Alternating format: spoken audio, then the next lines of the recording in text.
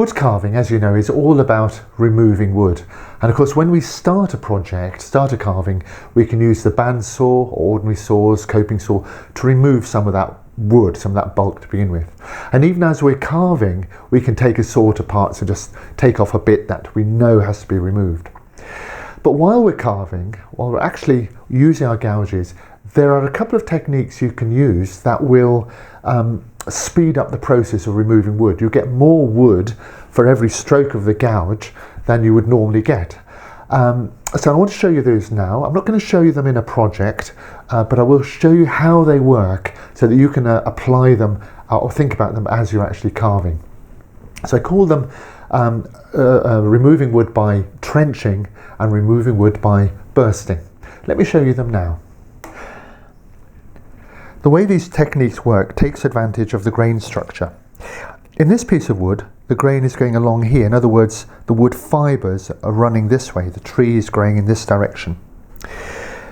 If you take a saw and you make a couple of saw cuts like this is standard sort of woodworking practice. You can take advantage of short grain like this by bursting off bits of wood like so. So that's a quick way of removing wood using a saw. Now when we're carving, what you can do is the equivalent to that, and I can show you on this side of the piece of wood here. What you have to do is create, as you go along, you create a trench, and you do that with a deep gouge or a U-shaped gouge. You just would be applying across the grain like that, creating trenches. Then in exactly the same way, you can take a flat gouge or a chisel and you can knock the same piece of wood away.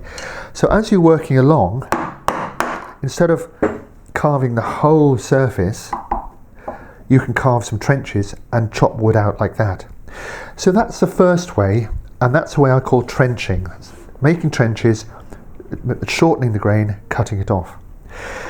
Now the next way, which I think I can demonstrate on this end, is a little bit more sophisticated. Normally, when we're carving, going across the grain, I always keep and suggest we keep the corners clear, because then you get a clean cut. If you drop the corners here, like this, you drop one corner into the wood, then what happens is it tears along. So you can take advantage of that. When you've got a clear edge like this, a clean edge that's open, if you drop the corner along like this, you can see that it just peels off. So you're getting, like in this case, an extra third of a piece of wood like that. So you can use your mallet and you can peel off large chunks of wood over and above the width of the chisel. So you're deliberately using the wedge of the tool to burst out wood across. So that's the second way. As you're going along, see where you've got a clean edge, an open edge across the grain, and then you can push this wood off the side. And sometimes you can get really big pieces cut away. So that's the second one. That's bursting.